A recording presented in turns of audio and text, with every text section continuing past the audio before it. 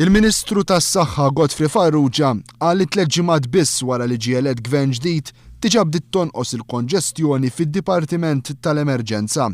Waqt il-Breakfast News ta' One qal li l-ewwel darba wara diversi xhur Area 2 fid-Dipartiment tal-Emerġenza kienet vojta waqt il-vaganzi tal-Għid il-Kbir alla volja diversi ċentri tas-saħħa kienu nżammu magħluqa minħabba dawn il-btajjel. Area 2 tal-emerġenza tal-kuruturi għall-ewwel darba wara ħafna xhur. Waqt il-long weekend li kien nissa tal-ġimgħa mqazza, il-ġimgħa Sibt u l-Ħadd, kienet vojta.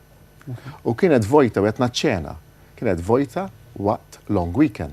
Farrugia saħaq li dan il-progress qed isir wara li ġiet imtejba l-effiċjenza fl-istrutturi tal-isptar, effiċjenza li hija riżultat tal-motivazzjoni u d-dedikazzjoni tal-ħaddiema. Godfrey Farrugia saħaq ukoll li l-uffiċċju tiegħu fl-isptar qed jgħinu sabiex jindirizza kull problema b'mod immedjat.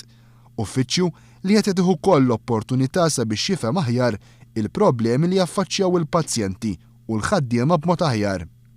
Fost is-setturi li qed jindirizza l-Ministeru tiegħu, Farrugia semma l-kura fil-komunità, il-waiting list fl-isptarijiet, mediċinali out of stock u ċ-charter għad-drittijiet tal-pazjenti u s-sostenibilità finanzjarja tas-servizz tas-saħħa. Saħaq il-progress fil-qasam tal-kura fil-komunità ser jgħin sabiex ikun hemm titjib ġenerali fil-qasam tas-saħħa kollu. F'dawn l-aħħar 20 sena, is-sistema tas-saħħa komunitarja qatt ma żviluppat pari passu ma' dik sekondarja, dik tal-isptarijiet u ma' dik tar-rehabilitazzjoni. U it-trick, wara kollox dil-baby tiegħi, is-saħħa komunitarja. It-trick hija proprju hemmhekk. Jekk wieħed jitfa' is-sostenn fuq is-saħħa fil-komunità, apparti li jkun qed taqdi is-servizz kun hemm devoluzzjoni isu tal-poter, fejn inti minn aspett ċentrali sa tmur iktar fil-lokalitajiet fl-eruq tas-soċjetà permezz tal-bereġ u permezz tax-ċentri tas-saħħa. Jekk inti toffri s-servizzi b'mod wiesa' hemmhekk, mela il-poplu se jinqed aħjar, se jkun hemm iktar cost effectiveness u se jkun hemm iktar immaniġġjar tas-sitwazzjoni. Pjan ieħor li l-Ministru Godfrey Farrugia qal li diġà beda jaħdem fuqu huwa dak ta' twaqqif ta' diversi hubs tas-saħħa madwar pajjiżna. Jien personalment qed nara li f'Malta ikonna mill-inqas 4 regional hubs, jiġifieri ikollna 4 ċentri tas-saħħa kbar li jkollhom anke is-satelliti tagħhom, ċentri oħra madwar il-firxa ta' Malta. Dawn il-hubs tas-saħħa ser ikunu mqasma hekk.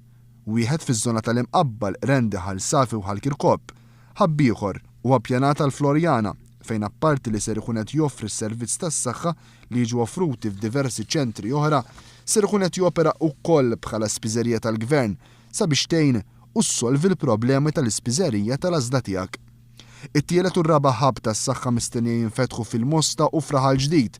B'dan tal-aħħar mistennijati wkoll servizzi speċjalizzati biex inaqqas xi ftit mill-pressjoni li qed jaffaċċjaw diversi dipartimenti fl-Isptar Mater Dei, b'referenza speċjali għad-Dipartiment tal-Outpatients.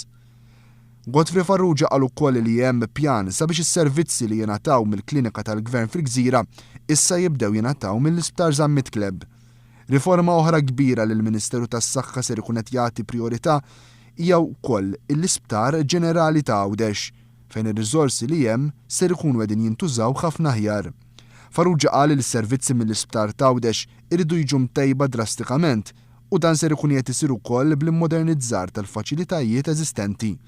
Qal ukoll li l-konsulenti li jaħdmu fl-Isptar ta' Malta ser ikollhom ukoll jagħtu s-servizz tagħhom fl-Isptar Ġenerali ta' Għawdex. Waħda żgur mill-fatturi li ndaħħal jekk niġi biex ningaġġjaw professuri ġodda biex jagħtu servizz speċjalizzat fil-qasam hija li jkun hemm kundizzjoni li apparti Malta tisservi Għawdex. Jiena nemmen bekk biss allura ikonna ċans biex ċertu servizzi li ma jeżistux Għawdex ta' speċjalizzazzjoni nagħtuhom.